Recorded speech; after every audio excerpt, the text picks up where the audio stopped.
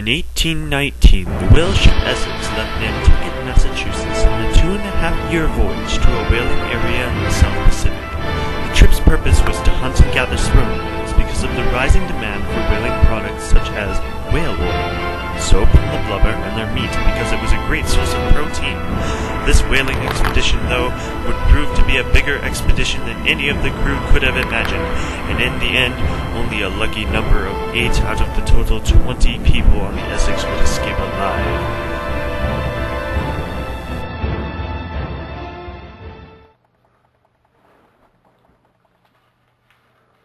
Well, I heard that fat piece of lard over there was eating all of our food. Oh yeah, I totally agree. If that guy eats any more food than he does right now, I think people might mistake him for the whale. How's that feeling?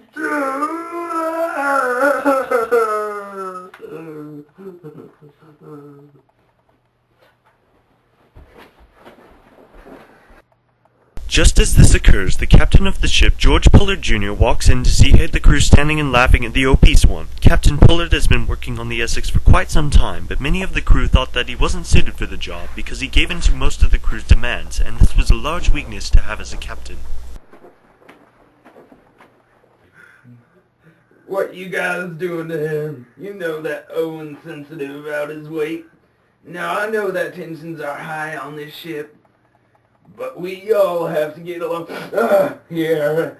We're all in this one together. So you boys better learn to lay off each other out of here. The two shipmates left to go under the deck to finish their chores, and Captain Pullard went over to the corner to comfort the fat sailor. They had a new day of whaling to do, but little did they know that this would be their last. Owen Chase, the first mate on the ship, walks out on deck to see the progress on the ship. Well, boys, I think we're doing a mighty fine job today. The weather conditions look perfect for us sailors, and we might just turn up a few pounds of good whale today. Just then, the crew spots a sperm whale in the distance passing quite near the boat. For the procedure of killing the whale to occur, though, the crew would need 6 people to go out on a separate boat called a jalapus, where they would need to travel close enough to the whale to be able to harpoon it. Once close enough, the men would begin by thrusting our harpoon deep into the whale's flesh, so that they could wound it and decrease the whale's speed. After catching up to the whale, the men would stab it several more times with harpoons that contain drogues. A drogue is a small sea anchor device that is attached to a harpoon on the whale that helps to greatly reduce its speed. Some of these drogues need to be attached before the weakness and blood loss eventually allows the whalers to get close enough to harpoon one of its vital organs and kill the whale. The invention of the explosive harpoon greatly decreased the amount of time needed to kill the whale, but this was not invented until the 1840s. After killing the whale, they can cut off the whale's fins and rotate it onto its back where they remove the whale's blubber, and transport the melted oil into storage barrels where they keep it until the trip is over.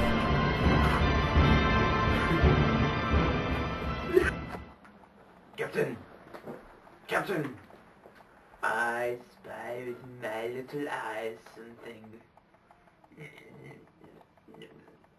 fishy. Ah, of course. This one shall be ours for the taking. Men, shall we go whaling? Indeed. Indeed we shall. So, the crew of the Essex loaded into the jalapuses and began paddling towards the beast. As they grew nearer, one of the crewmen thrusted a harpoon at the whale, seeping into its skin, as the whale thrashed for a moment before turning around and swimming rapidly towards the ship. The whale crashed angrily into the Essex, forming a giant hole in the bottom of the boat. The ship immediately began filling with water and slowly began to sink. The whale, who seemed to be quite content with its accomplishment, vanished into the deep, leaving the crew of the Essex stranded in the ocean with little supplies to help. We're stranded in the ocean with little supplies to help, Captain.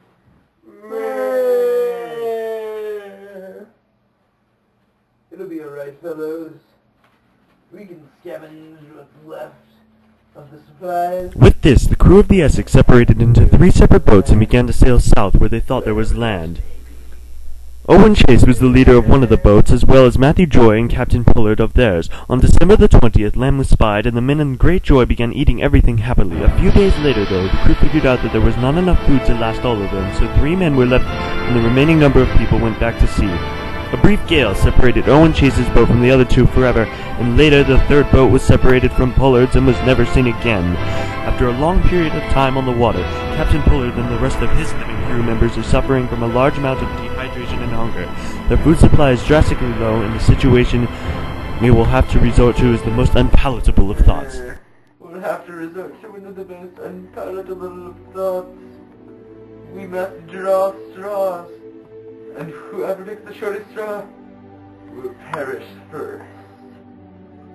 So the crew drew straws, and ironically it was Owen Coffins, the fat sailor who was cousins with Captain Pullard's straw, that was the shortest. The obese sailor cried out in despair one last time before being shot. This went on for several more weeks until the 23rd of February. The whaling ship Dauphin discovered and rescued the sole survivors of Pullard's boat. Meanwhile, Chase's crew was having the same issues on their boat. They did not have to shoot anyone for food, but there were plenty of crewmates dying on their ship, and they would have to resort to the same cannibalism that Captain Pullard's crew had to.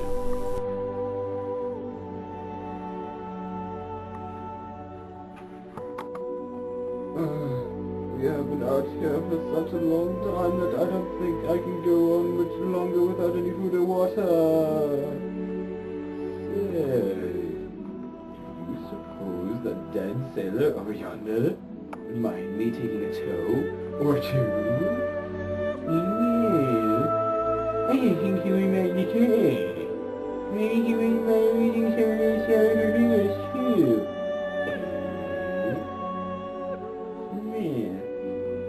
Let's begin, shall we?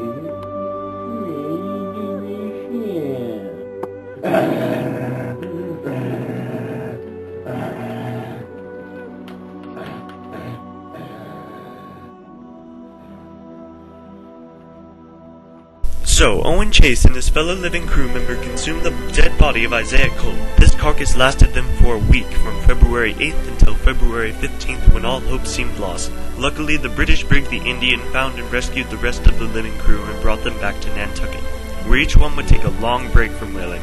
Captain George Pullard Jr. returned to the sea, only once more the skipper of the 2 brothers. After losing the second ship to a reef, George returned to Nantucket as a broken man and served as a watchman at night for 45 years. Owen Chase captured 2 very successful voyages, then later retired from whaling because of his health.